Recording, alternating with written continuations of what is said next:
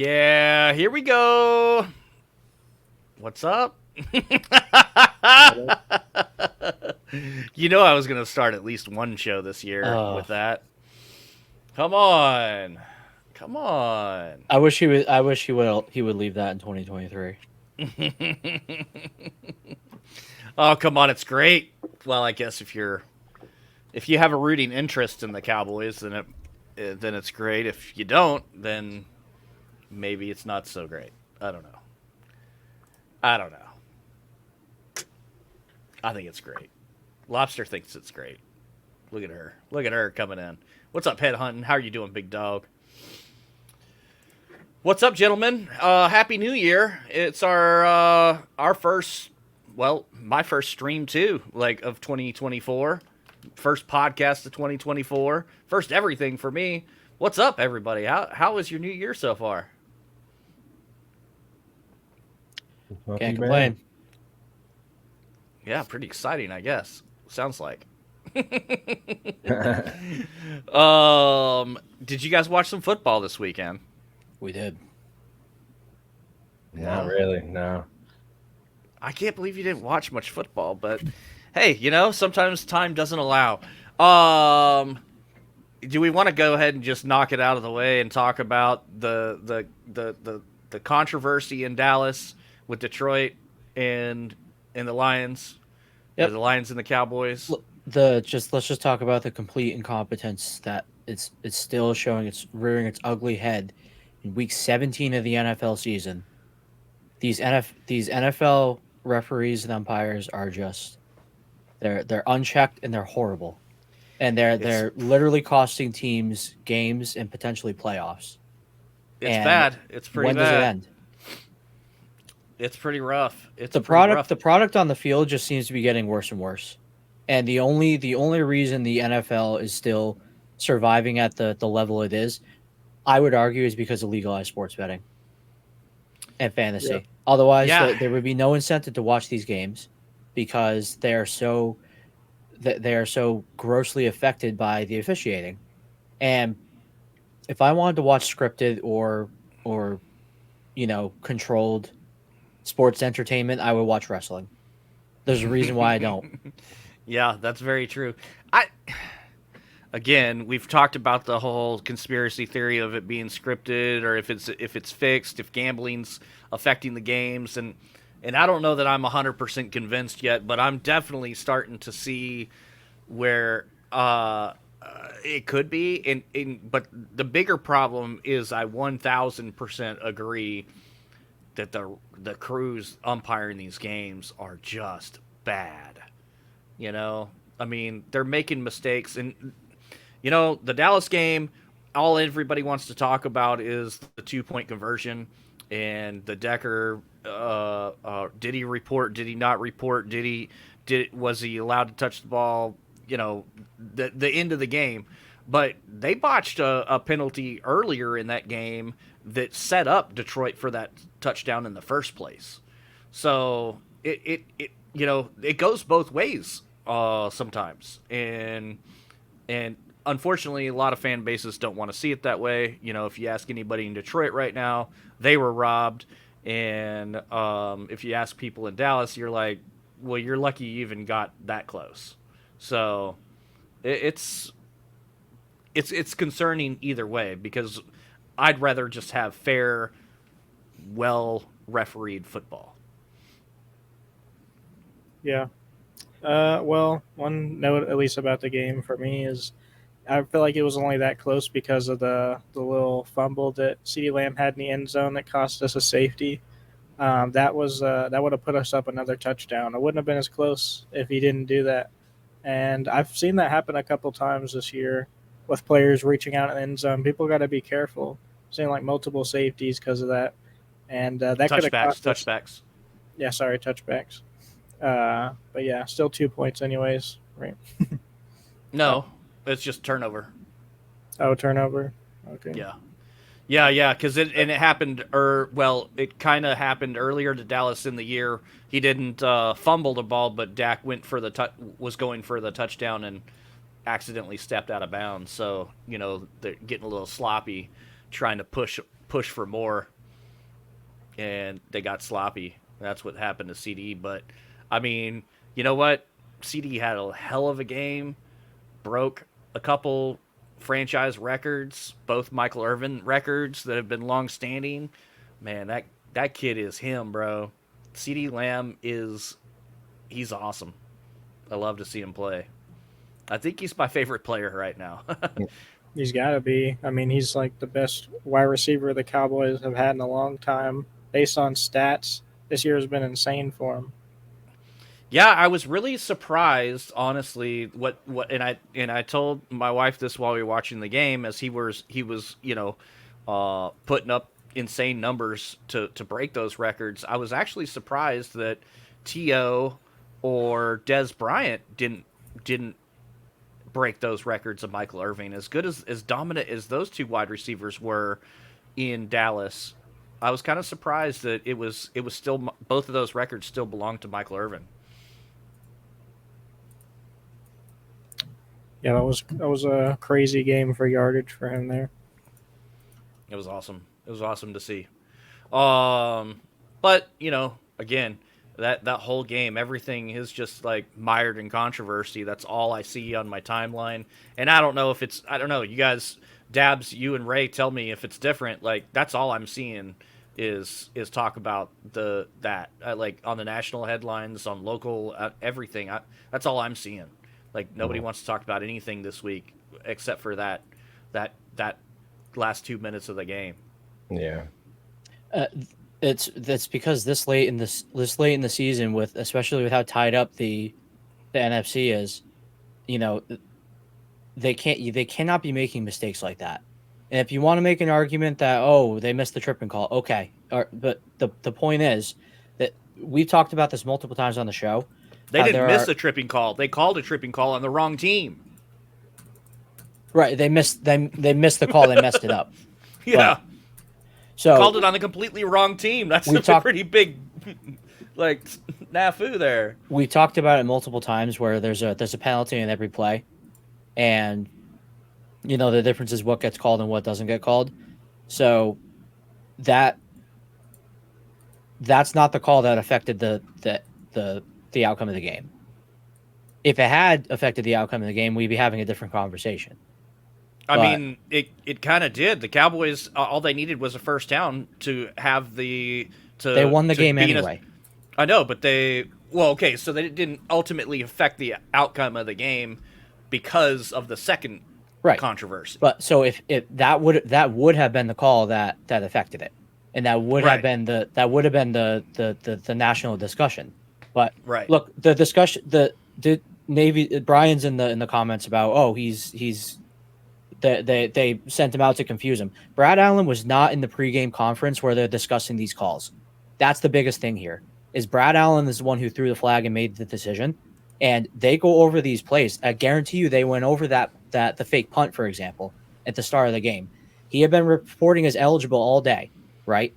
But because Decker, because the other O lineman reported as eligible, and Brad Allen was not paying attention and was not aware of the play, he was lazy and negligent and just assumed that the other lineman had reported as eligible. This is gross negligence on the part of the officiating, who are supposed to be the best in the game and the elite that are supposed to be doing so. There is another side to this coin, however, and I do want to point out that the aggressive coaching cost Detroit that game.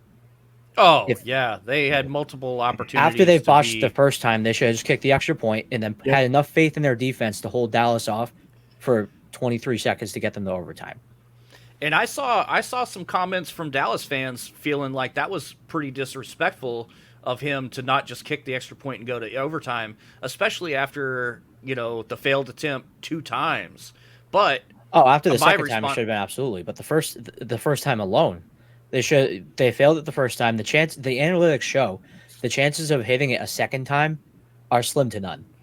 Yeah, they should have absolutely kicked the field goal and then trusted their defense enough to to hold Dallas off for 23 seconds and go to overtime, at which point it's anybody's game. I called it too. I knew they were going to go for the 2 with the way that he runs out. They always do. He always Yeah. goes for 4. For fourth down, they always go for 2. Yeah, he's over 50% of the time going for it on fourth down when he's in the opposing team's territory. It's the highest in the NFL. In his own territory, he's like at 35% going for it on fourth down, which is again the highest percent in the league. So yeah, as soon as the ball was coming back to Detroit, I said it loud in the living room. I was like, he's going to go down the field, and if they score, they will go for 2. Oh like, yeah, well, he will try to win this game, and he will not try to go to overtime. So I mean, that's where I let Detroit or Dan Campbell off the hook, and I don't think it's disrespectful. That's who he is. That's what he's done all year long. Well, that's just sloppy he did it coaching. Last year too. That's what it is. That's sloppy coaching. Was it sloppy or aggressive? Because if he pulled it off With the game he'd on be the a line like genius. that, yeah, but with the game and the playoff implications that this game had, it didn't make sense. it was stupid. It makes sense to go third time for was it the stupid. first time. Absolutely. Like, that was a no-brainer. You go for it the first time. Best case scenario, you make it and then hold them off. But after missing it, you can't kick it again. You can't go for it again. You have to kick the extra point. Well, and here's the other caveat in the conversation too is,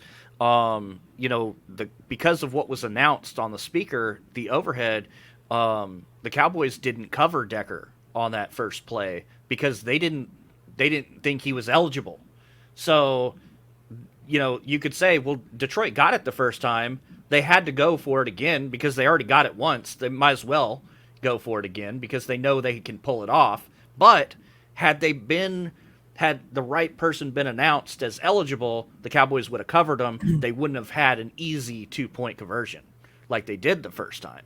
So, yeah, there's a lot to it. There's a ton to it. Yeah. When you're dissecting Dan Campbell, man. I'm in favor of the way he runs his offense. I just think he needs to tone it down a little bit at certain times because, with the weapons he has, with Jahmyr Gibbs and the Sun God and shit like that, like, he's got weapons to be able to push it and keep going and going. But like you guys were saying, like, he shouldn't have kept going for it right there. He should have just took the field goal, took the overtime, and trusted his offense to go out there and get the points. Because at a certain point, you got to say it's not meant to be. All right, I'm just going to take my licks and let's just go to overtime. and they don't really have anything to lose, I guess, because they're going to make it in the playoffs anyways. But Yeah, but seeding's on the line. That's the point. That's the whole issue with it. If this was midway through the season, then that took away their ability. That took them completely out of the running to get the number 1 seed. Right. I think. Which is wide open right now. Which I think that I think it even took. Well, no, I think they still have an outside shot at the number 2 seed, but they need Dallas to lose, Philly to lose, San Francisco. Well, everyone's fighting for second right now. Everybody's fighting for because San Francisco locked it up. Yeah, they locked up the number 1 seed, which they had a fairly easy game for the most part. It looked close up until halftime. San Francisco, I think at halftime, San Francisco only had a 3-point lead on Washington, which makes Washington a real dangerous team for Dallas next week because they almost beat Philly 2 times. They held San Francisco in check at least for half a game. These guys aren't as bad as a lot of people think they are. And teams like Washington love to play spoiler this time of year. Dallas needs to watch out. They have to win this game to win the division. And so they cannot take Washington for granted and look past who they're and look past them this week. Can we pull up the pick'ems for last week? Oh yeah, we can pull it up. We need a little visual here of what kind of winners and losers we had this year, this week. Excuse me. Let me. Here we go.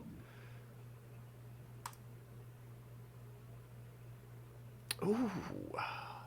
Well, there we go. There were some upsets on there. Not a lot of red though. Look at that. the only one person had less than 10 right That this would be week. me. Sorry, I didn't even notice the name. When I said that, I wasn't calling you out, I swear. And then Dabs had 10. Everybody else had 11 or more. Like, this was a week where there weren't a lot of games that we weren't certain about. But there were still a couple upsets. Most notably, the Philadelphia upset. Yeah, no, but I mean, I'm sure somebody saw it coming, but nobody in reality saw that coming. No, I mean, Like, I took credit when I called the Seattle loss, but I called their next loss being one of the 2 games to New York. I thought they would manhandle Arizona.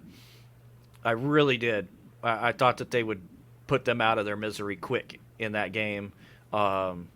Divisional games are a different animal, so that's where I saw Philly losing one of the 2 games against New York, and I did not see this one coming at all. I didn't yeah, see I mean, it was definitely we're definitely witnessing a. I know you guys love to talk about the downfall of Philadelphia, but we really are witnessing a downfall where they're 1-4 in their last 5, and at one point they were 10-1 this season. So yeah. I mean, like Yep. I was saying in the Discord, they had an easy ass schedule at the beginning, so it's like I feel like that's why they barely won. there's against definitely Washington twice. internal issues going on where, I mean, They lost Devontae first-hand Smith, experience, who's they're not good. letting Matt Patricia call the defense, and there's absolutely no reason he should be still employed. There's no reason he should be in the league after what he did in New England last season, and what he hasn't been relevant in years now, and it's negligence on Nick Sirianni to allow him to allow Matt Patricia, who is a bum and is essentially a laughingstock at this point, regardless of the success the supposed success he has had. Their defense is falling apart. Yeah. Falling apart, and that's the reason they're losing the games, because they're still doing okay offensively. They can still hang offensively. Obviously, they have Jalen Hurts, but Yeah. their defense is falling apart, and they got pantsed in the second half by Arizona. Absolutely disrespected. This is a quick segue into another conversation we'll have in a minute about MVP. But is Hurts still in the running for MVP, No. or is he completely out now? It's still Lamar Jackson. Well, Yeah. yeah, but there's still like, one more game. It's probably over, but so is Hurts out of the conversation completely Yeah. now? Because when I they would- were I would 10 and say so. 1, he was high on that conversation still. Yeah, I would say so. I think Lamar is doing it better. So Yeah. he's really getting the focus. Mm-hmm. And I would say headhunting our resident Philly fan in the Discord. He's in here right now, and he was right there alongside of me, Cowboy fan, saying the Eagles were overrated. Their schedule was overrated. It was fluff, and he's diehard Philly fan, and he was saying it too. So, there's a lot of us that saw this coming. Yeah, no, I agree. I never really buy into the fraud talk for the most part, but I don't know. They're kind of, even if it's not really a fraud discussion, it's more of a falling apart discussion, and it really is gonna it really is going to affect them going into the playoffs. But Well, when they lost to Dallas, that kind of evened the playing field, but they still had the best path to winning that division, because they had, at the time, they had that conference tiebreaker with Dallas. And then Dallas goes and loses 2 more. So, I mean, that it should have been Philly's division to win at that point. And here we are. Now all the balls are in Dallas's court. And they have to do is win 1 more, and it's done. And that division is theirs. So that's a big downfall from being the number 1 team in the NFL to not even winning your division. Real quick. it doesn't take much. Yeah. Real quick. I think it's safe to say at this point that Baltimore is locked up as the best team in the AFC. And Yeah. it's easy. absolutely their conference to lose at this point. Sounds Yeah, I like think All the the AFC discussion has was been how theirs hot for the last Miami couple is. weeks. All the discussion was how hot Miami is, and Baltimore just spanked them. Spanked them. Yeah. Yeah, I felt like Miami had kind of cooled off a little bit in the last few weeks anyway. And so, Yeah. I felt like Baltimore was already like the team in the AFC to beat. Well, Cleveland beat them, so Oh, Yeah, that's Cleveland's true. better. Cleveland beat them by a walk-off field goal, and wins a win. a win is a win. You're right, but That's true. They That's didn't true. even have the Flacco yet, did they? Mm-mm. so They had, the Baltimore Ravens are this year's Baltimore Ravens are like the third team in NFL history to lead every single game they played in into the last 2 minutes of the fourth quarter. Wow. And all of their losses have occurred by one possession with less than 2 minutes remaining. Not That's not incredible. Tough. not as much so in the last few weeks, but the walk off Cleveland against them, and a couple beat the others have been by a Niners. field goal. So they really are legit. I'm telling you, they are legit, Yeah. and it's a tough, and it's really going to be tough to unseat them at this point. They have so much momentum. They're going to lock up the 1 seed. They're going to be playing at home all through the playoffs. Cleveland will beat them. Cleveland is up and coming as well, but to be fair, They're- they did beat up on the New York Jets, They're a dark horse though. and God I hates the mean, Jets. So God hates the Jets. Cleveland though hates the it's that divisional though. You know they always they play and Joe close. Flacco is like MVP type. I'm unseating Lamar. Let's give Joe Flacco. Oh, the Joe Flacco should MVP. get comeback player of the year. I mean, He's- he should be. Like, He's I locked mean, in. He's he was locked on the in. couch at the beginning of the year. Like, He- how right. does he not get comeback player of the year? As of right now, he has 13 touchdown passes. The Tennessee Titans as a team until now have 12. And how many games has he played? 6? No, No, It's not like four, even. 5? 4. Yeah, 4 or 5. 4 or 5? Okay, Yeah. we'll split the difference. We'll call it 5 until somebody in the chat fact checks Fact us. checks us. Yeah. Dude, How long has he been what if- playing? with the What if Rams? they just go against the Ravens and just like shit on them by like 30 points? Imagine what people are going to be thinking of them. They're going to be scared of them in the playoffs, bro. If they That's- beat them again. Flacco, That's- hey, he was Baltimore's guy for what 13 years. Well, they have that scary Yeah. defense, and if their offense is going to keep Well, he clicking beat like he it beat is up the now- Jets, so he checked that one off his revenge tour. 5 Yeah, games. yeah. So 5 games. Okay, we were right. Hey, I think it's a great story, man. Compared to where we were at the beginning of the year with fucking Deshaun Watson, like now it's a good story. I don't Yeah. think anybody had Joe Flacco as a Super Bowl favorite on their 2023-2024 bingo Can card. you Like, imagine if you threw No. $5 down This on is a that? weird timeline. Hey, I just want to point out real quick, since he's here, Mr. Colin, Q Swin. Am I reading Um, that right? Did Q win at something? Yeah, he won Pick'ems this week, despite the fact that he bet against the Cowboys, who he claims is his team. Now, he's bet against them before, but in this scenario, they were playing at home where they haven't lost a game in 2 Yeah, years. you can't bet out of a run. And they were 5.5-point favorites. And he bet against them. I almost wanted to take him off the pick'ems because, like, I think that's disqualification criteria right there, right? It's a bold move, Cotton. That's a bold move, and it paid off. It did not pay off for him. But He does follow the beat of his own drum, but he did win. He did win minus the and he would have if Detroit had pulled that off, he would have won straight up. But instead, he went to a tiebreaker with yours truly, and I had the Detroit-Dallas game being a high-scoring affair, so he got that tiebreaker on me, and he almost picked it exact. It was 39 points, and he picked 40. So Q had a crystal ball this week.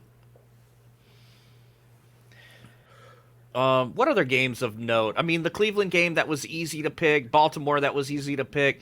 Buffalo was easy to pick, although Janu didn't think so. You got any explanation for the New England pick there? I when I first saw it, I thought you were Firestorm, but Well, just like with everything else I've done this season, I like to take my risky picks every now and then. And when you look at the last game, Buffalo versus New England, at the first half of the game, it wasn't looking so good. So I was thinking, shit, they might actually pull it off. And I was just like, I'm just gonna pick them. Fuck it. And they lost by a touchdown, so it could have been It was there, but close. it just Yeah. wasn't. Yeah, it was. Honestly, It was such closer a than bad, I thought it it was was going such to a be. bad game. The first quarter was just an absolute disaster for both teams. Um, I did like the matchup just because Bill Belichick loves to beat the Bills and he loves to beat the Jets. I think that's his two favorite things to do in the whole world. But I really was surprised think you with- didn't take them. I'm not. Look, I'm smarter than that. With the with the Bills, they have positive momentum right now, and they're still fighting for their lives in the division. Which next week we have a very very important game coming up, the finale of the regular season.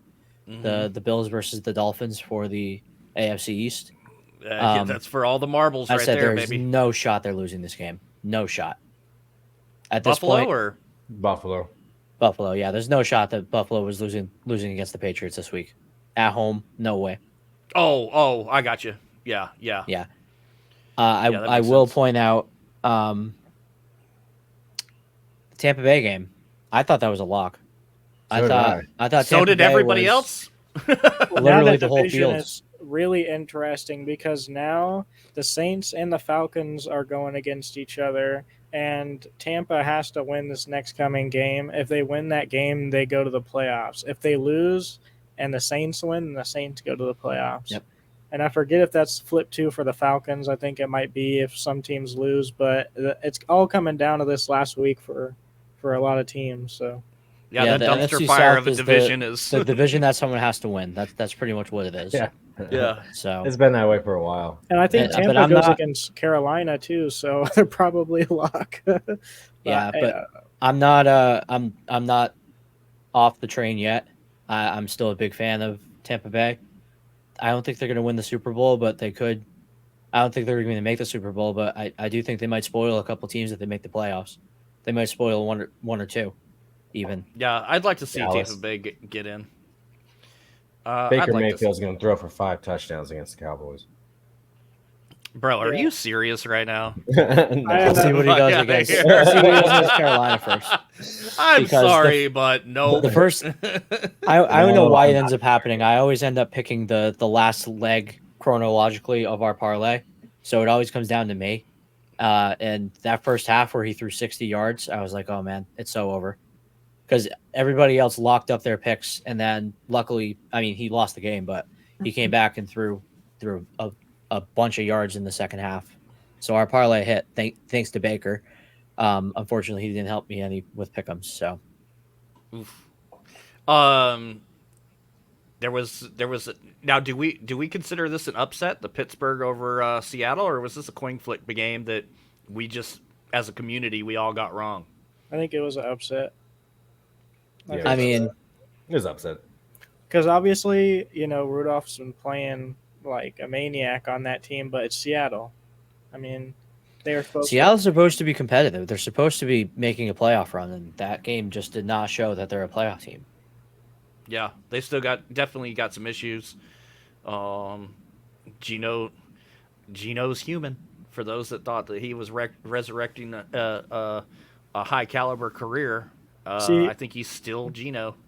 It's kind of hard for me to wage like how Pittsburgh is playing right now, because obviously we can all agree for the whole season it's like I can't believe they're making it into the playoffs again. I can't believe that they're gonna have an above average score again. But with Rudolph playing, it's like I see him actually connecting with the targets, and I see him actually moving the ball, moving the chains. And so I'm not sure if it's Seattle being a bad team or if Pittsburgh is actually stepping it up these past couple games. Because with him in, the team looks a lot better to me.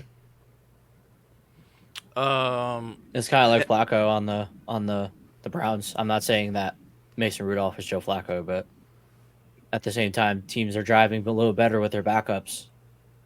Look at the Patriots, for example. they're putting up numbers since benching Mac Jones. Bailey Zappi is he's no good by any means. Like he won't be the starter next season, but Will Levis with you know, Titans. another example. He is at least putting up. He's moving the offense in some direction. I think it's the same with Mason Rudolph. Gino, I really think Gino had a bad game, but I still think they're a playoff team. I'm not out on the Seahawks yet, not quite.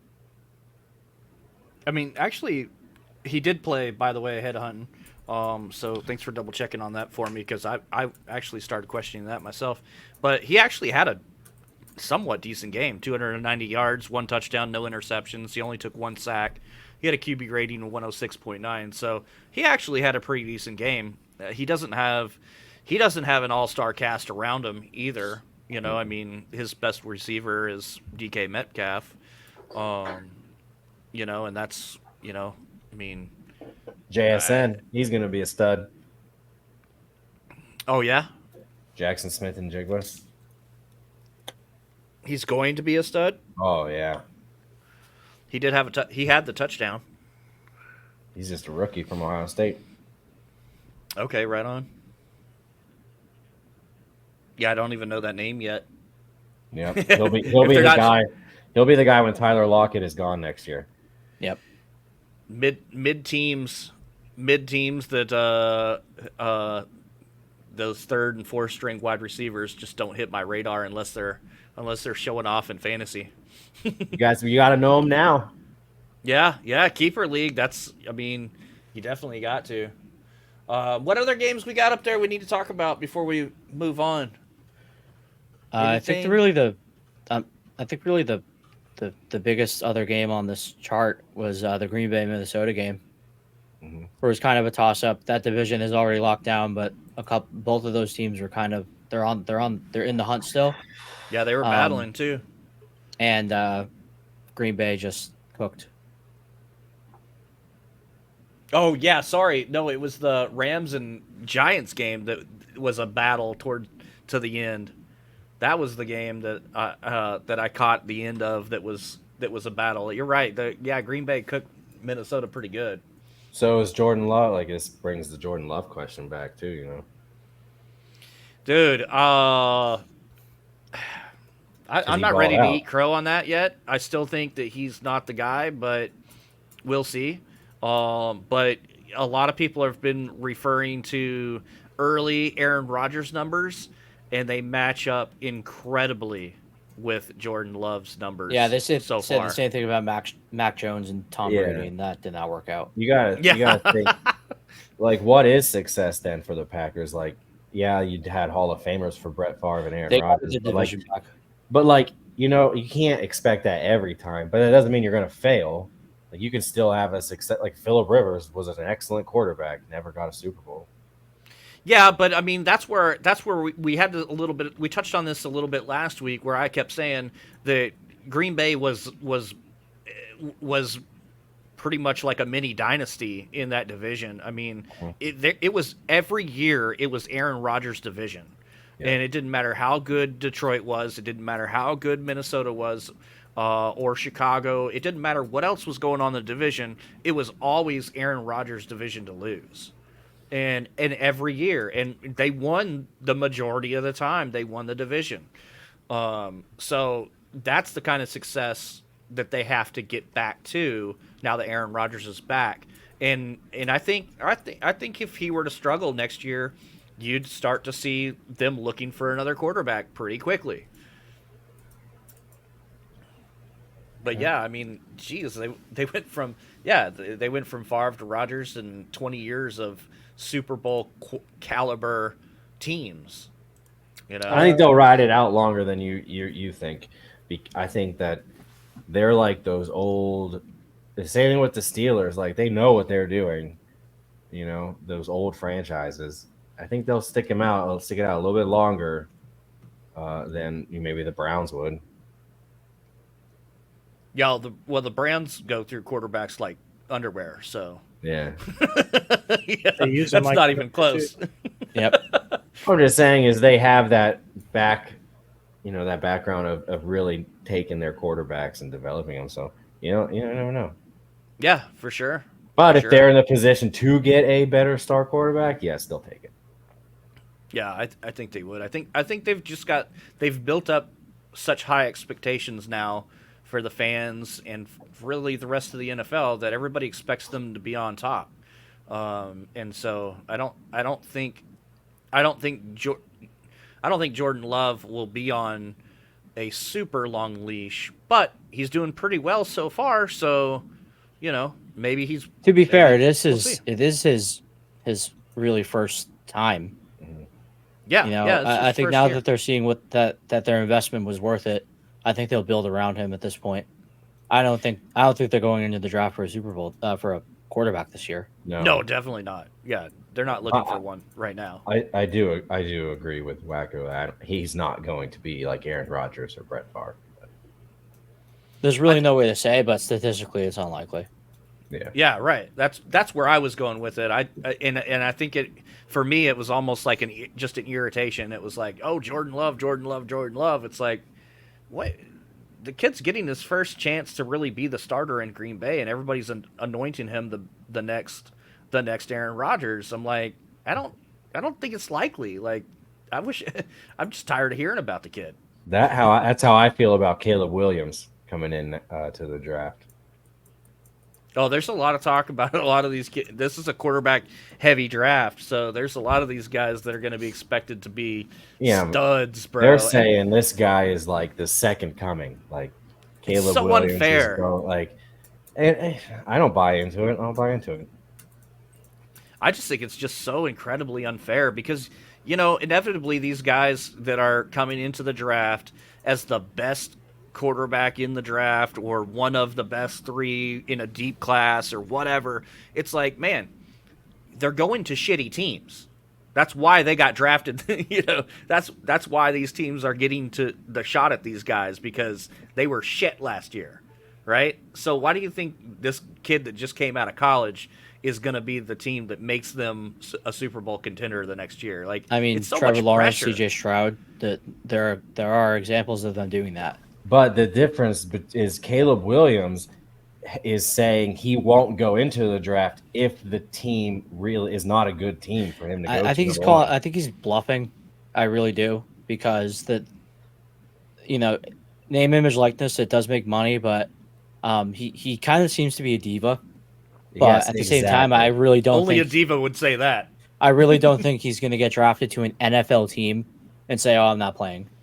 Yeah. No. I mean, that would be. Yeah, You're going on the Jets, buddy. Yeah, because he'll. I mean, some team will take him, but at the end of the day, he's not gonna. You don't say that and then have a career after that. I just think he's a little shit. To be fair, though, I'm glad that he's first. Projected first overall because as a Patriots fan who's likely going to have a first, second, or third round draft pick, I don't think we don't want him. I'm good. I'm all set. Johnny Manziel, Billy Manziel. Yeah, Johnny Manziel is another great example. But now he plays back to your Trevor Lawrence and Stroud point. I mean, those guys aren't those guys aren't favorites to win anything yet. Now that they've gotten in there and they've had a full season under their belt, they're not favorites to win anything. So that's why I was saying, like, preseason, it's really unfair to expect these guys to just come in and make their team all of a sudden a Super Bowl contender. It's like just because they were really good in college. It's just unreal expectations. Right, I agree. I do think it's unrealistic to say, oh, if this rookie quarterback's going to win the Super Bowl. It statistically it does not happen, but there is a big difference when you get one of these top level quarterbacks, and as long as they're functional in the NFL, they turn teams around fast. Again, CJ Stroud, Trevor Lawrence, these are teams that were routinely for the last few seasons worst in the league. Now they're winning their divisions, their playoff prospects. Are they going to win the Super Bowl? Unlikely. But yeah, not with there some is of the there games is a big they've there lost. is a big difference. Joe Burrow is another example, although he can't stay healthy. But Joe Burrow's been to 2 Super Bowls, right? he's been to one. I thought he lost one. And, he lost not to the win Rams. one yet? Last year he lost to the Chiefs in the In championship, the AFC the championship. AFC championship. Oh, that's right. That's right. I don't Yep. know why I was thinking he went But twice in a row. a great example we love to talk about, where with first overall talent, Baker Mayfield, he was the by and large he was the number 1 overall, and he was the best prospect, and he went to a bad team with a bad coach. He was and supposed to make everybody forget about Johnny Manziel. Yep. He became the next Johnny Manziel without the alcohol and the rehab. I don't think so. I think Baker was I think He got Baker was screwed done dirty over. by his coaching. Yeah. No, Where but Manziel but had to he probably. was pretty much written off as a bust. I mean, Right. he's done a great job of resurrecting his career, and he's in the right system where he's doing well now. You know, LA gave him a shot when Stafford got hurt, and he was able to show what he really could do.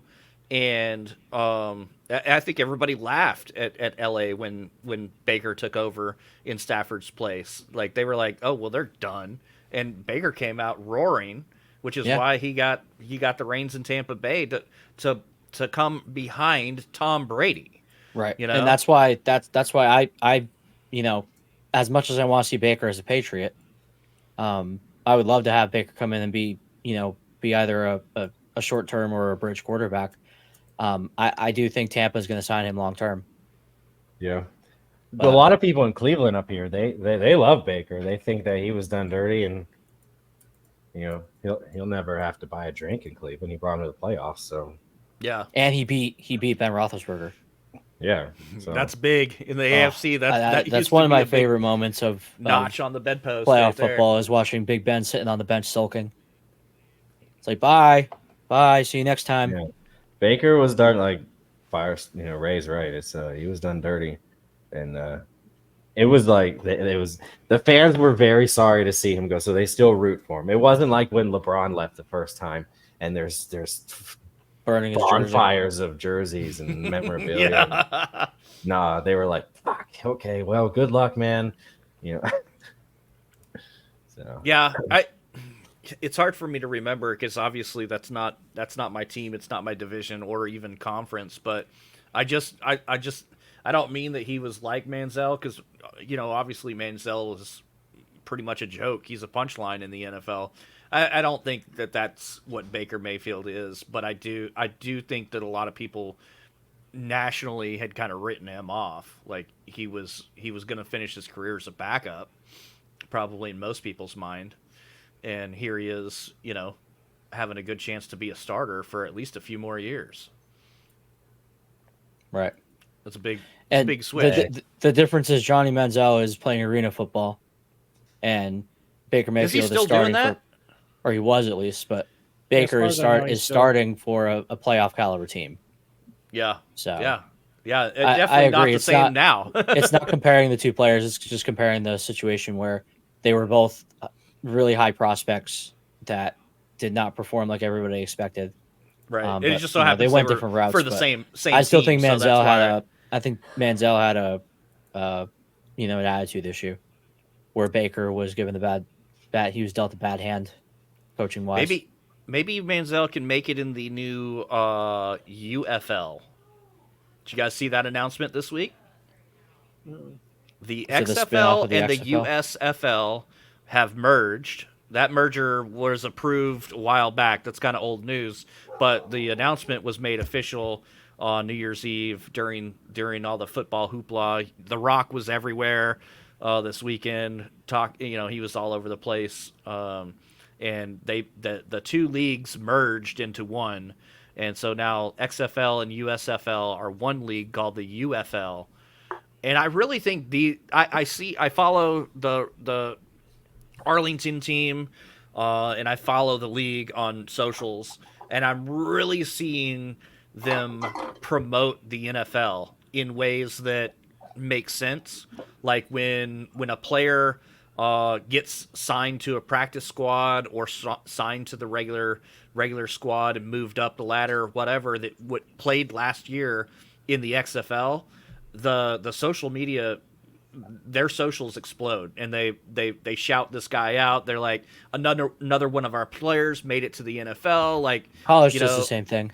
they're but okay, but that's what I'm saying. It's genius. They're positioning themselves to be like an unofficial minor league affiliate to the NFL, and I think it's pretty cool. It's pretty genius. I think it's what the old iterations of the XFL failed to do. And I think this new UFL is going to be a much more successful. It's going to be fun. I'm interested. Not just because the Arlington team won the XFL championship last year. Like, I'm excited because I think it really flex. is. It's like, Humble brag. yeah, there's your flex. I'm from Texas. What am I going to do, right? Yeah, So, Texans. like, but seriously, like, this is we don't stop talking about the NFL. Like, we talk about the NFL year round. Now we actually get spring football too, and I'm pretty excited. You know, it's in a little 8-team. Is it 8 teams? 10 teams? I think it's 8 teams in the league. So it's small, but it's developing, and I think it might be. Hey, if you're a football fan, give it a shot this year. Let me know what you think. Come in the Discord. We'll talk about the UFL. Come on, bring it. Go Arlington. Go Renegades. You knew we got to go to a game this year, bro. Bro, they're like $4 freaking tickets for the entire season, dude. We totally got to go to one. Get season tickets at that point. It's awesome. But yeah, anyway, I digress. Do y'all we want to talk about the matchups for next week, or do we want to talk about that MVP conversation that I have one more topic that we went past. Shoot. The thing that a lot of people are talking about right now with Russell Wilson. You guys want to talk about that? Yeah, where's Russ going to end up? Bro is getting done dirty in Denver. Yeah. Big time. It's a shame because they really were trending upward for a minute there, and then it was happening at the right time because the Chiefs were trending downward, and it's ironic that both courses shifted because of the Patriots. The Chiefs came in and had a definitive win against the Patriots, and then the Patriots went in and slapped around the Broncos. They almost lost it in the last few minutes, but the kickoff, the walk-off field goal. It seems like the Chiefs beating the Patriots started their upward trend again, and the Broncos lost to the Patriots really kind of solidified their downfall. But I mean, it's not an uncommon thing what's happening in Denver right now, where if he can't pass a physical in the springtime because he's injured, they just have to give him money. And it's not. Yeah, it would have cost them $35 million. Right. So they're not doing this in a way that they're just trying to prevent him from getting paid. They're trying to leave the options open where they can restructure his contract. They can move him if they need to. But as opposed to if he gets hurt and if he was to get hurt last week or this week, then he's not doing anything except getting money from them. But there's more to it than that, because the Broncos went to him before the bye week and tried to get him to restructure to waive that injury clause, and they threatened to bench him then. And he even said during an interview the other day that the NFL and the NFLPA got involved because they were threatening to bench him the week after their bye week. Mm-hmm. Like, they were going to bench him weeks ago. Right, but then they started trending upward and making a playoff hunt. It's just kind of it just feels dirty, man. And I've heard a lot of people talk about how this might affect how successful Denver is in the offseason signing free agents. Like, this is it's kind of rough on Denver right now, at least from some of the things that I've heard. Yeah, I don't know. I really do think this is I mean, I don't think they're amicable by any means. Like, I'm not saying that he's doing this out of the goodness of his heart, agreeing to it. But I do think in the long run, it gives both parties more options. where 35, 35 million in the cap that we can do nothing with, that the team can do nothing with, doesn't help either party in the long run, because it, on one hand, it gives them less options for him. For example, to sign free agents. $35 million in the cap is a big deal. But at the same time, if he's injured, he can't go anywhere. He's not going to get a fair market value if he was to go somewhere else and restructure the contract the way it is now. So Yeah, it's just kind of weird though to go from signing a guy, extending his contract, and then before he ever even takes a snap for you, and then you're riding really high on him. Obviously, he had a bad year last year, so last year really he had a horrible season last year. Yeah. So that obviously put a bad taste in their mouth right out of the gate. But you know what? They committed to him. They didn't have to extend him three extra years on the 2 years that they had him. They could have let him play last year and then cut him last year. Or the thing that I'm saying, this is all their fault. Russell Wilson shouldn't have to do anything, and they're treating him bad. I mean, that's just the way I see it. It could be a lot of things. Again, I really think that they bought into him and he didn't perform to their expectations. Yes, he's doing better this season, but I kind of agree with Brian's in the comments talking about how, when he does bad and the organization tells him he's doing bad, that's how it is. Not to say he's doing as bad as he was last season, but he's not performing to the expectations he was signed for. So I really do think them doing this, it happens more often than you think with other players. It's just not as high profile. Sure. There are plenty of players that even in contract years they get benched. But yeah, I just think it was really weird the way everything went down, and so I don't know. I think they did them dirty, and I get where both sides are coming from. I can see the angle, but I don't know. I just don't think it's right, and I think it's going to hurt them. I think it's going to hurt them, and I think Russell Wilson will definitely be on a different team next year. I don't think they come back from this. I don't know. I think he's back on. I think he's back with Denver. Time will tell.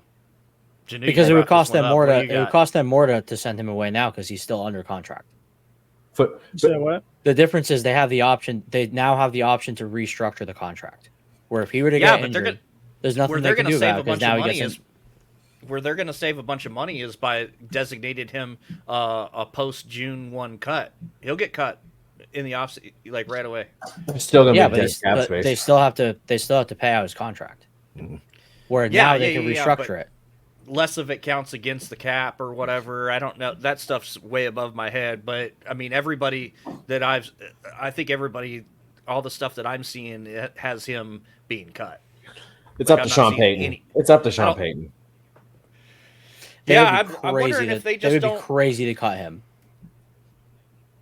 I think they'll restructure his contract and trade him. I think that would be absolutely wild to cut him. He's one of the best quarterbacks, statistics wise. He's one of the best quarterbacks in football this season. Yeah, he'll go to Steelers.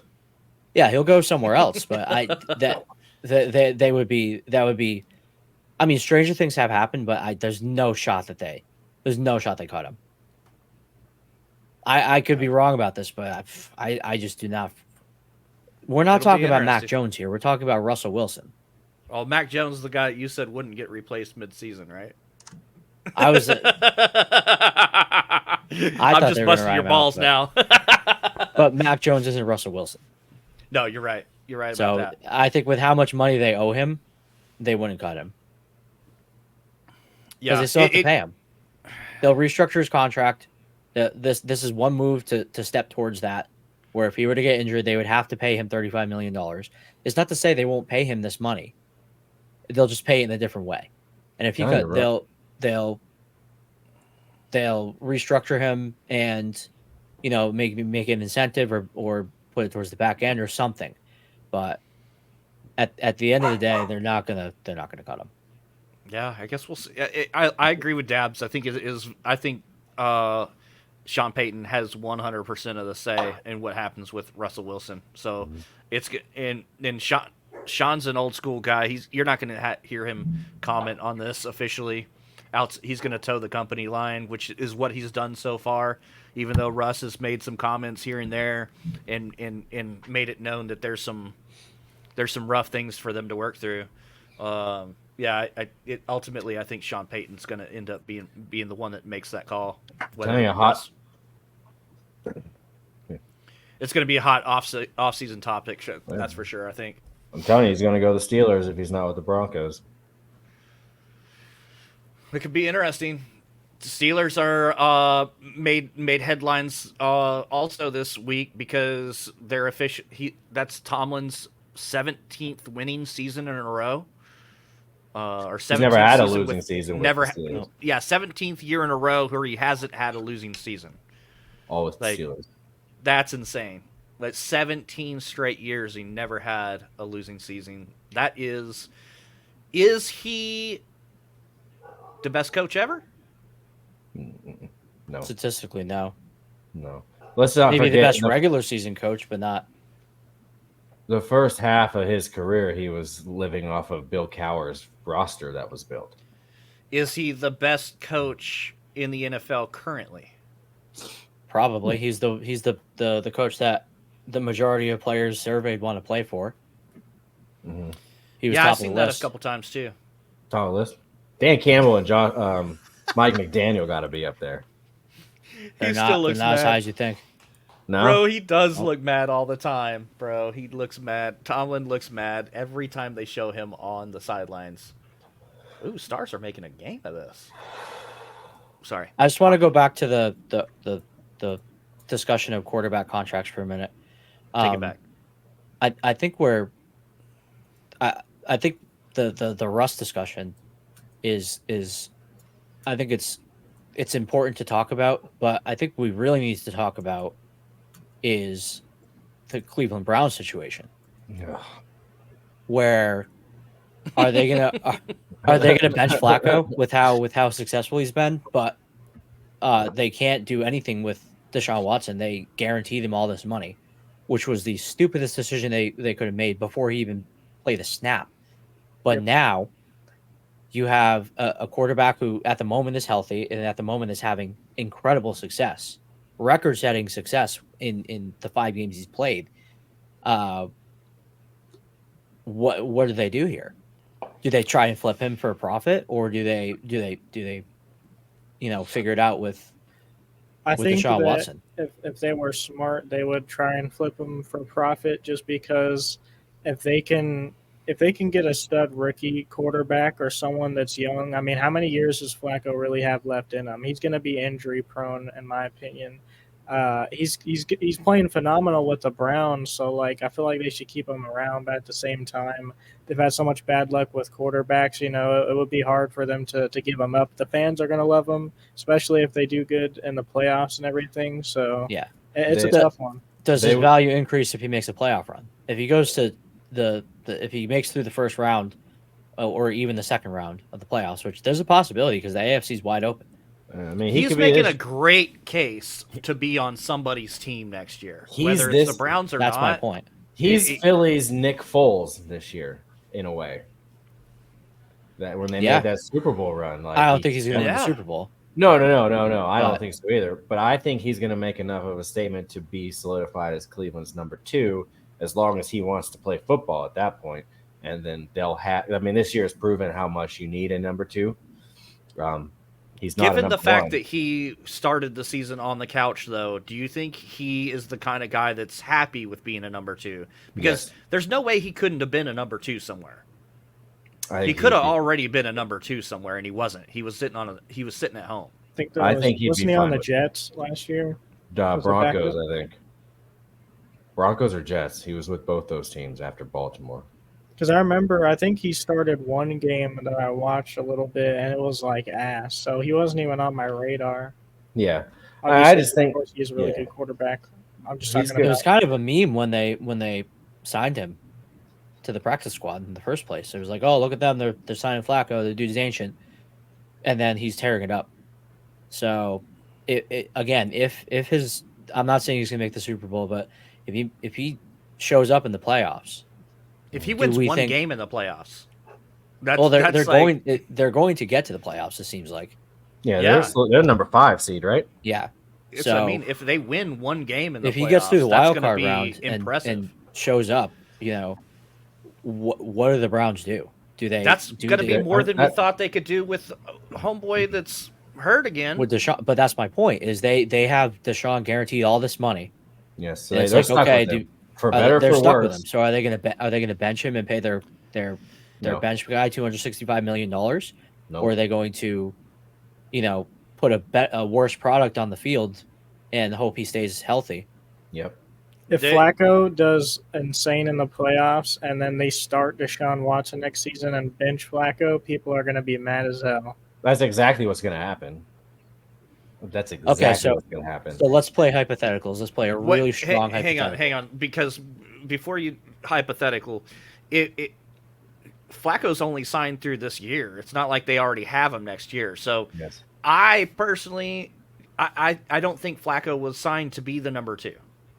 So if he's not the starter in Cleveland, he's back on his couch or he signs with somebody else. Is the way I see it. And so I don't think he will be Deshaun Watson's number 2. I think if anything, if Cleveland can find a way out, that's their best route. They're gonna try to find a trade partner, try to trade him off for scraps, salvage whatever they can. No way. I don't think that there's No anybody that'll take him. Nope. Nobody. Deshaun Watson, absolutely not. Nope. No, He's think- a not PR think- nightmare, let alone a contract. PR nightmare. I'm surprised the contract Browns even nightmare. took him. I'm surprised they gave him that much money. Because the Browns are dumb. Like the Browns. Because the Browns are dumb and they wanted a so chance to dumb. win. But who will ever want Yeah. to pay a 39-year-old start for their team? I mean, He I'm not won't saying start. he's Brady or Rodgers, but Tampa Bay, It's just New York that, Jets. yeah, he's maybe 39, 38, whatever, but he's playing really, really Quarterbacks good. play into their 40s routinely. He's a pocket passer. They have a stellar O-line. I mean, he's not getting absolutely picked apart. He's a perfect fit there. Yes, he's a game it- manager now. Yeah, he's a perfect fit there. And so So again, let's play the hypothetical then. If go ahead. We don't foresee him starting for Cleveland at the moment next season, which I don't see it either. It's Not going unless to be they Deshaun find Watson. some- It's going to be Deshaun Watson next season. For better, What? for worse. What if Dabbs' prediction comes true and they go to the Super Bowl with Joe Flacco at the helm? Gets Do the they Dallas keep Cowboys. him, or does his value increase to the point where they can trade him for an asset? I don't think anything changes except because it's still because of the contract, because of the length of time on it. They have to figure out everything hinges on what they do with Deshaun Watson. No, if he wins a Super Bowl with Cleveland, he'll call it quits. He'll be like, I obviously can do it. I'm good. I think if retire? he wins a Super Bowl, he'll officially retire. What if he just No gets to the terms. Super Bowl? I don't know about that one. I don't know. I think if he wins, though, he'll be good. They go out on his terms with a Yeah. ring. I don't think he wins. If he were to win, I think he would retire. That's a good prediction. But Yeah, I mean, I'm not true. saying, but I also think it's completely. I don't think it makes sense for him to have this much success this season to end up on the bench, to end up on the couch next season either. So I agree. it seems like the He the can general go home, relax, consensus is keep that he's working going out, to- wait until the injury bug plagues the NFL again Yeah. next year, Like, and he's then made- go jump on a team like he did this year. Well, Like, I mean- he doesn't have to play for anybody. We hear from beat reporters around here. I hear all the, with like Mary Kay Cabin and stuff like that. He's just happy to be out there, and he's like, man, I feel like one of the kids again. So I think as long as he has that feeling, he'll want to be on a team somewhere, whether that's second string or not, because he just remembers how this is still fun. Like didn't think this was going to happen. He said that I thought I wasn't going to be able to go out on my terms. I was just going to sit, and that was going to be the end. So Let's think about this. He's having success right now. Wait until he gets to the Reality playoffs set in. and he gets his teeth kicked in a Yeah. game, and then ask him how much fun he's having. Because the end of his career, he was getting his teeth kicked in a lot. You know? So it's all fun and games and right now, but the playoffs are ahead. Right. I agree. But We'll see. That's another good situation. I mean, these are great situations to watch, and great conversations to continue having, especially as we go into next year. Like, what happens with these guys? Who of the foursome here was right about what happens? Like, we need to make notes of these. It'd be fun. Yeah. It'll be fun. Oh, yeah. Definitely. We do need to kind of start fast forwarding to next week, because it is the final week in the NFL, and we've got some incredible matchups coming up that are going to be defining the entirety of the playoffs. We've got, obviously, we kind of talked about it a little bit already, Dallas versus Washington. If they win to the division. If they lose, Philly has to win the division. And they both play at 3 o'clock. I forgot where the split is. There's, let's see, Pittsburgh, Baltimore, Houston, Indy, and Tampa Bay, Carolina, I think, are all Saturday games. Or is it 2 Saturday games? I can't remember. I don't have the schedule in front of me. I just have this grid. Games. Yeah, It's there's 2? Steelers, Ravens, and Texans, Colts. Okay. So those are 2 Saturday games. And then there's a handful of noon games, which most of those don't have a whole lot of effect on the playoffs, I think. But the 3 o'clock slate has a lot of implications on who not only who's going, but in what seed, what order. Like, there's a lot. So this week's going to be busy. Yep. If you're a football fan, Sunday's going to be a lot of fun. For sure. I sent my pick'ems in already, so I haven't yet. I'm gonna watch the lines this week. I'll put them in later this week. I sent Speaking mine. of Or pick'ems. it'll be 30 minutes before they're due, so I just sent them down. Speaking of pick'ems, if you're watching, whether on Facebook, YouTube, get in the Discord, join our pick'ems this week. We've got it opened up to everybody. Anybody and everybody can play with us this week in pick'ems. And so jump in here and play with us. See what you got. Flex your football brain. Come play some pick'ems. Just DM me your picks. There's no Thursday game, so you've got all the way until Saturday at noon. Saturday at noon is the pick'ems cutoff. So, Janu, Saturday at noon. He's always the last one to turn in his picks. Every week. Yeah, I'm gonna wait till later this week too because I want to watch the lines. Yeah. There's a lot. I mean, a lot of news that could happen. A lot of injuries that could happen. By all means, wait until Friday. A couple Friday decisions this week happened that I would have changed my picks, but that's not a cope. Not a cope. Yeah, but yeah, come play pick'ems with us. We'll have something on tap for whether it be a Twitch gift card or a Fortnite V-Bucks card or maybe an Amazon gift card. I don't know. We'll see what we give away to the winner depending on how many people jump in and play with us. So the more people that play, the better the prizes look. And then, if we have enough people play with us this week, maybe we'll open it up and have a first and second place prize. I don't know. We'll see. Does OnlyFans offer gift cards? I don't think so. I don't know, honestly. That would be a you question, not a me question. Huh. If anybody knows the answer to that, put it in my Discord. Brian might know a little something about OnlyFans. That's what I was talking to. Feet pics. No, What up? What do you guys see on that? Is the most enticing game for you this week? Personal local bias. It doesn't have any effects on anybody but the Jets and the Patriots. That's a good game to watch because there's a strong possibility it's Bill Belichick's last game coaching the Patriots. So He's refused to comment on that from what I've seen. He doesn't comment on much anyway, so Yeah, nobody really knows. But a handful of reporters around here, and some on the national level have interesting takes on it. Dan Orlovsky, for example, says he already knows what team he's going to. Which is? He doesn't. He wouldn't say. He just said that he knows the team, and Yeah, I know he too, said but this I on the won't say. McAfee show, and then he didn't. He wouldn't go any further. Tommy Curran, he says that there was discussion the decision was made after the absolutely horrendous game in Germany.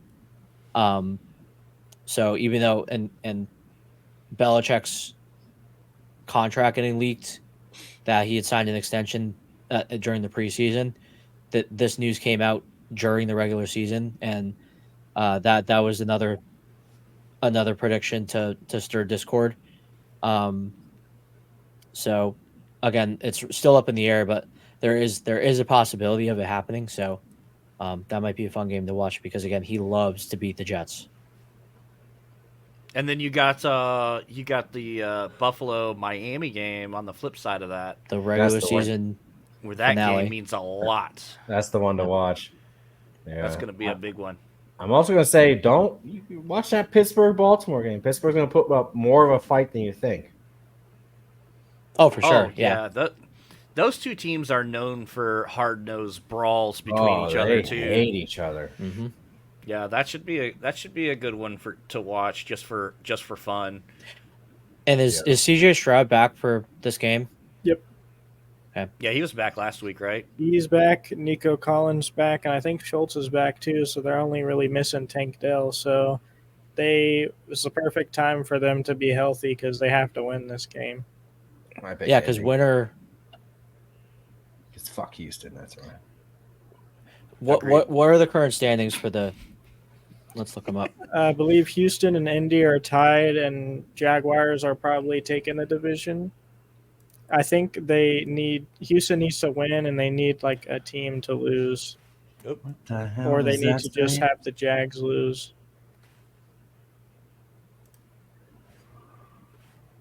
Calm down. I like your code names for your folders. I have everything. I'm very well organized, sir. There's no question about that. Okay, so in the hunt are So it's a three-way tie right now. The Jaguars are 9-7, the Texans are 9-7, and the Colts are 9-7. So it's going to come down to strength of schedule, I think. It's crazy how like the AFC is just everybody's right on top of each other. Yeah. It's insane. Dallas is my pick for the Super Bowl for the NFC, so I hope they don't fuck me over there. I mean, depending on the conversation, you seem to be rooting against them, so. Me? Yeah, you. Oh, yeah, that goes for anybody. Just because you think a team's going to make it doesn't mean you think they're going to win. Well, I didn't say they're going to win the Super Bowl. The Cleveland Browns are going to win the Super Bowl. Dallas versus Browns in the Super Bowl. That's what I'm saying. So I was riding the Birds Super Bowl where it was going to to be the Eagles and the Ravens, but I don't know about the Eagles. I'm starting to kind of switch back to the Niners. But yeah, I think it's definitely going to be the Ravens. Like if the Ravens lose, it'll be an upset to the Browns. I'm telling you right now, they're going to lose. I don't think the Eagles are going to win their first game, to be honest, in the playoffs because obviously they've been playing bad, but they lost Devontae Smith, and I know he's their wide receiver too, whatever, but he makes a big impact in a lot of games. And there's some games where A.J. Brown gets locked up, and they have to rely on him. And he also makes a lot of space for A.J. Brown doing routes, and he's a great receiver. So them losing him is super tough. Yeah, it's a big loss. So I don't really think personally they're going to win the first game. If they do, they're definitely not winning the second. But it's been tough for them. So, well, and knock on wood, they'll be playing on the road because the Cowboys will lock up the division against Washington and put Philly on the road. So, yeah, they're going to have that much harder of a time hitting the road and going to. Well, I mean, that could potentially end up working in their favor, just because they might go on the road against a team that squeaked into the playoffs. Like whoever comes from the NFC South, because no matter who makes it into the playoffs in that division, they're squeaking into the playoffs. They're winning that division by default because there wasn't another good team in the division. So they could be all right. I'm looking at the standings right now. So the Eagles. Can we pull up the standings, Wakko? Yeah. Or like the current playoff picture? I don't have it up. I have not. I've I've been resting in my laurels of my one fantasy football league championship that I won. Can't say the same about this one. Mm-mm. I No, placed not third so in one much. of my leagues and fourth in the other, and then sixth in ours. Yeah, I Yeah, had a third 10th, 8th, place and first. finish that popped up this week, so this year wasn't a total loss. It was my big money league too, so See, yeah, it's the big money one I won. do Yep. like that. I do Very like nice. that. Let me make this a little smaller. All right, let me pull this up. Share screen. All right, so AFC, NFC. Here's your playoff spots. This is everybody that's got them locked up. Ravens, Dolphins, Chiefs, Browns. Wait, what? Is that right? Yeah, there's 3 spots. Oh, because we don't know who's going to win the AFC hunt. South. The It's either the Jags. Jags or the Colts, yeah. Yeah, Jags or Colts still have to decide on that division. That's crazy that the Colts are still in it. Fucking nuts. Gardner Minshew, man. Respect. This is where you need like Venn diagrams and stuff like that to figure out because the Colts still have a 54% chance to make the playoffs. Amazing. And look, you still got a 46% chance of the Texans making it. The Steelers still have a 29% chance. They obviously need a lot of help to make it in. But yeah, that's pretty crazy. And then on the NFC, you've got obviously the 49ers, Cowboys, Lions. Now, Cowboys, Eagles are interchangeable there, depending on what happens this week. But they both have clinched a spot in the playoffs. Lions have clinched their division. So the NFC South is between Tampa Bay and who else? And the Saints. And the Saints? Tampa Bay and the Saints, yeah, because the Falcons can't catch them. Yeah, I didn't know if the Falcons were in there. All right, hold on. So I'm looking at the. So here's the. Let's start with the NFC. So Dallas can clinch the NFC East with a. If they win the game, they get it. Yeah. If they lose, Eagles win- Philly has to win also. if the Eagles win and Dallas loses, they get it. Right.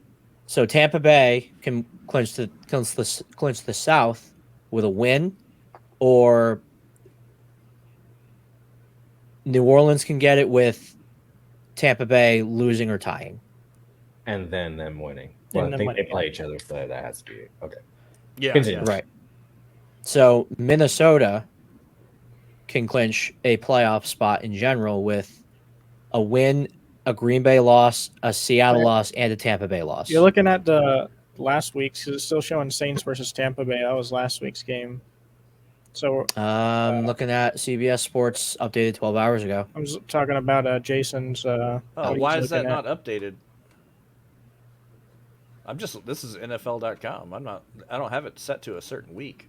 It just I don't didn't know. update. I don't know why. Atlanta can get the division if they win and Tampa Bay loses. So it is all tied up there. Like it's a real mess. Weird. Why they didn't update this? And then with the AFC, Miami gets the East with a win. That's that simple. Buffalo gets the win. They get the East. Buffalo gets in the playoffs in general with if they tie, if Pittsburgh loses or ties, Jackson loses or ties, and Houston loses or ties, just based on wild card seeding. Yeah. Jacksonville gets the South with a win, or if they tie and Indy Houston tie.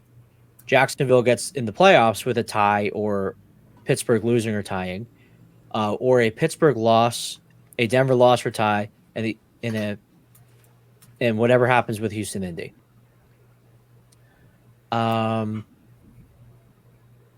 Indianapolis gets it with a win and a Jacksonville loss, or they get in the playoffs with a win. It's that simple. So Houston, they can still get the South division, the South title with a win or a Jacksonville loss. But if they don't, as long as they win and Jacksonville still wins, they can still get in with a loss or a tie for a Pittsburgh loss or tie. And then Pittsburgh, it's a whole mess. So it really is kind of a mess right now. It's coming down to the last week, where a lot of the times it's pretty straightforward. Where it's not this season. This is good football right here. This is good football to watch for sure. Definitely. Pretty much every single game feels like it's down to the wire. Yeah, except for the teams that are eliminated already. Every single Tennessee. Pretty much every matchup has a playoff implication. Look at the net points for Baltimore, 210. They're just incredibly dominant. The next closest is San Francisco with 194, and then the Cowboys Dallas is up there too. 166. That's just Carolina Panthers negative 171. Hope there's no Panther fans in here. I don't think there's any more left. Met one. There's none left. Ouch. They're going to start selling less tickets than the Chargers and getting fake fans. Yeah, I'm pretty sure the beer that the owner threw on that fan cost more than the ticket to get in the stadium. Bro, can you believe that?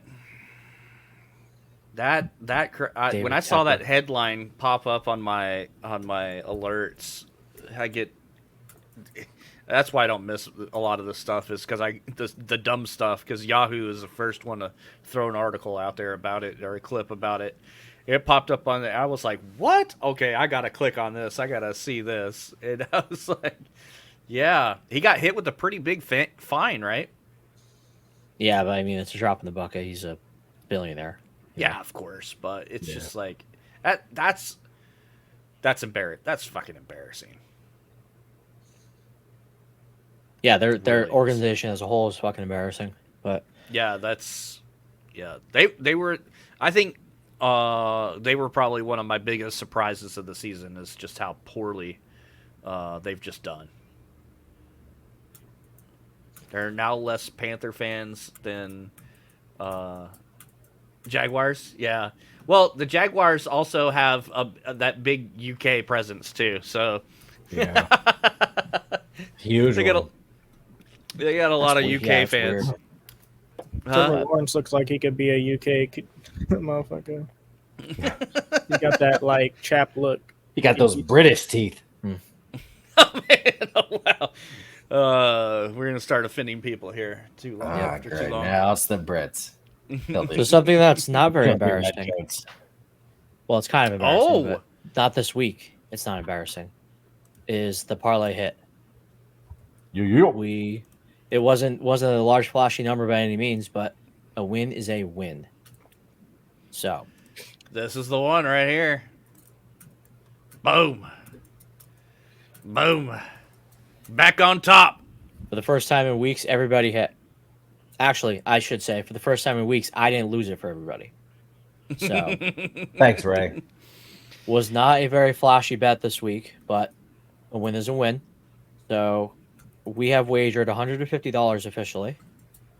And with this win this past week, we are up over $400. So we are so back. It seems as though, pending any major, gambling falling apart, we're gonna win the season on a positive.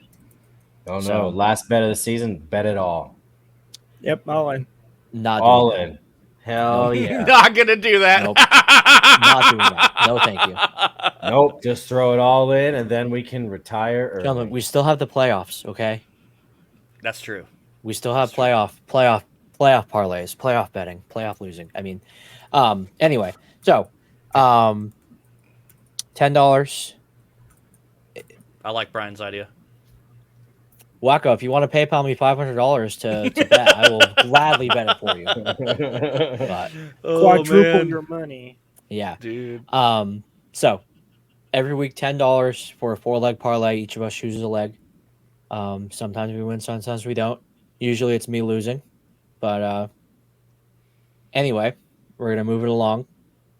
Gentlemen, what do we have in mind for this week? How's this looking? I'm running it back. He's gonna say CD Lamb TD. Yep, I got to run it back. I've hit on it three weeks in a row, so knock on wood. But my boy, he's gonna find the end zone again this week. I will run it back as well. Cleveland Browns money line over the Bengals. Ooh. Give me a sec here. You can go ahead and pick yours if you want. So I'm looking at the lines right now, and something interesting to me is, and it's an interesting point because we talked about it earlier. The Steelers are playing at the Ravens, and the Steelers are road favorites. They're minus 185 on the money line to win the game. And What? they're favored by 3.5 points, which is within my margin. I kind of like it, but at the same time, I don't know. I just feel like this is a trap in some way. It's too close. So this is okay. So I'm glad you're talking about this because I wanted to bring this up and make this point. What you got to worry about right now is teams that don't have anything to play for that are going to end up resting starters at halftime. Mm-hmm. And I bet you anything that a lot of people are looking at Baltimore as one of those teams that are probably going to only play about half the game, regardless of what the score is.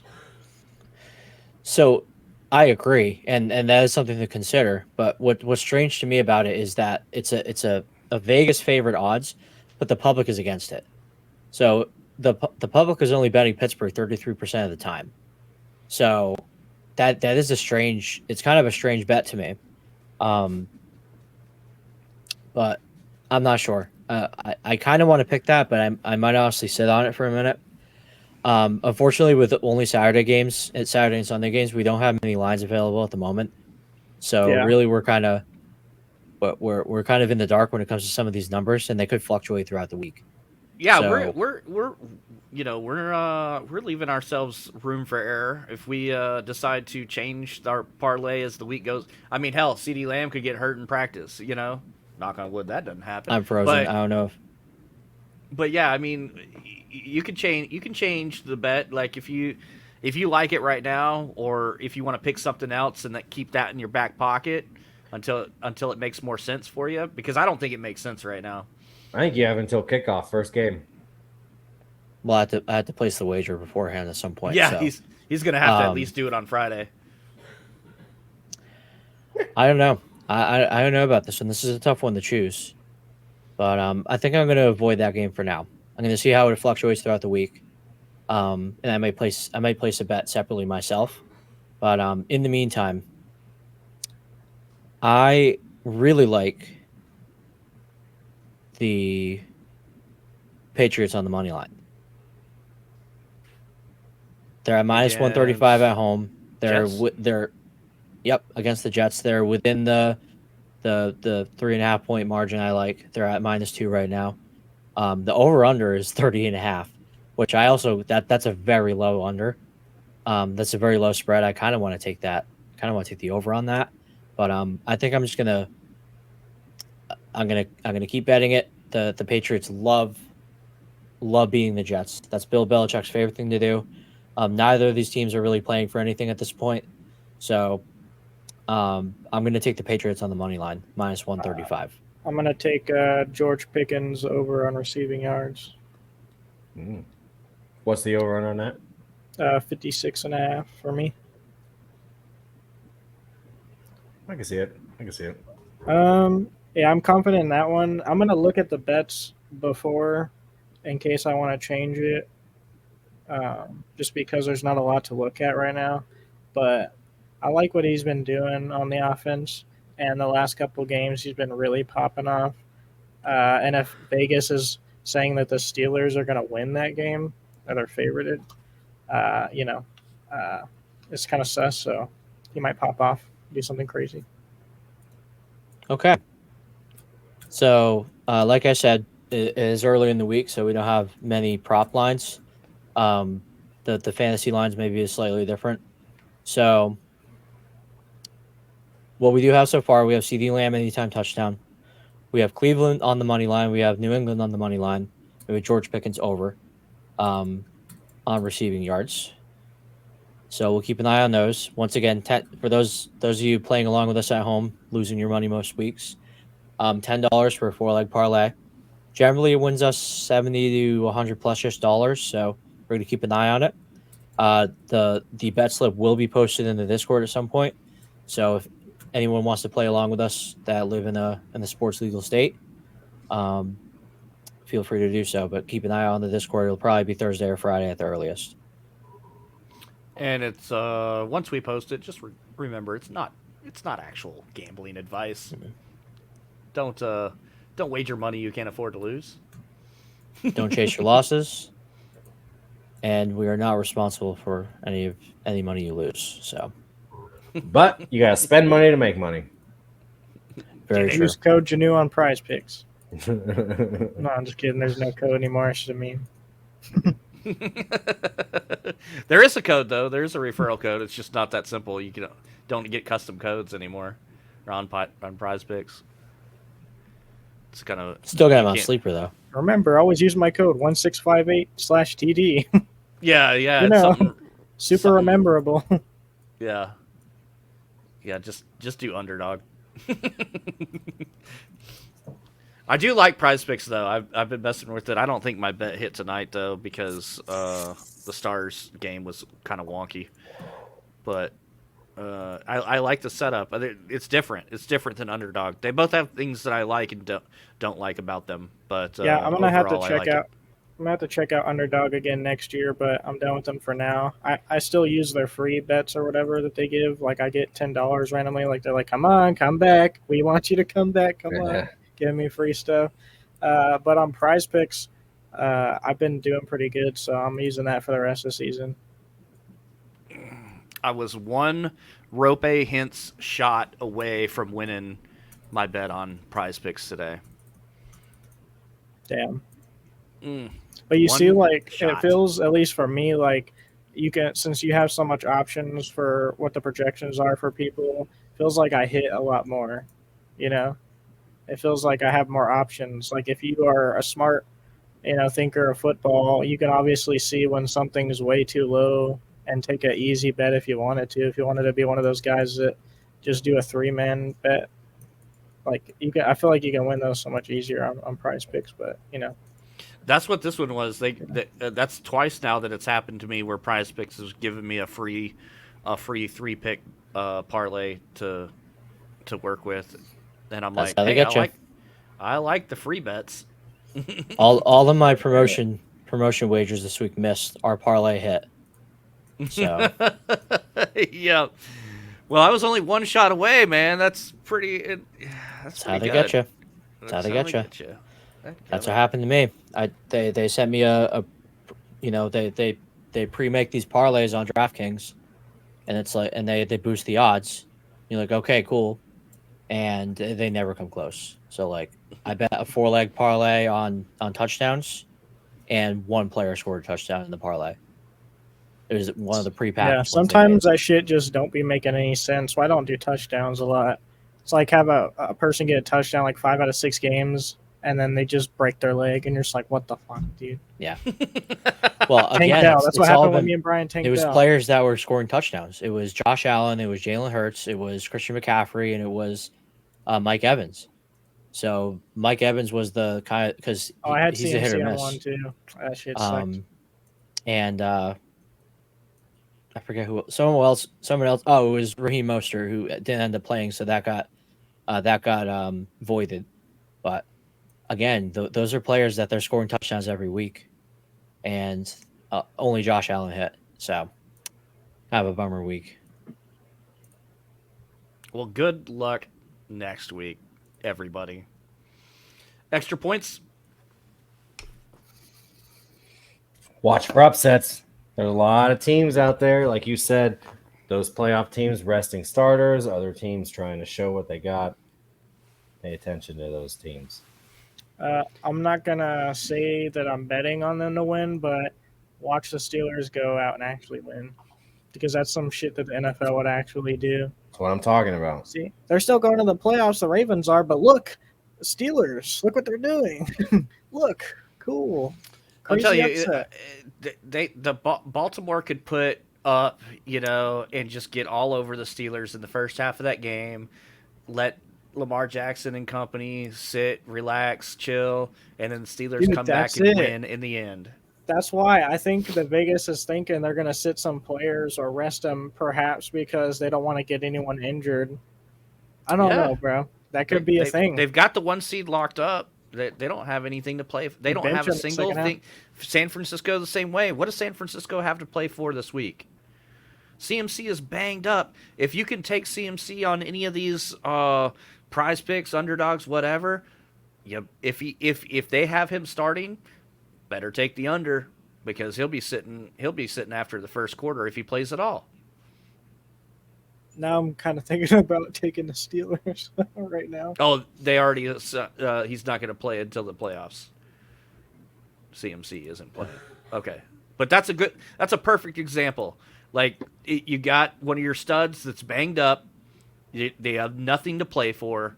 If he plays at all, it'll be a quarter or two tops, just to keep the blood circulating, and that's it.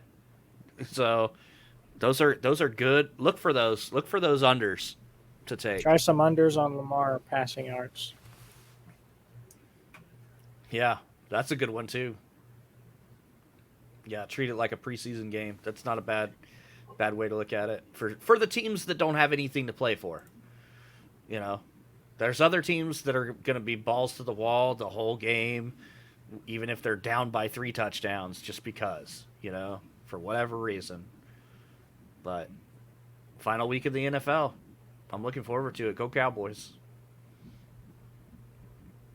All right. Sounds good. See you guys next week. We'll talk about it. Playoff talk.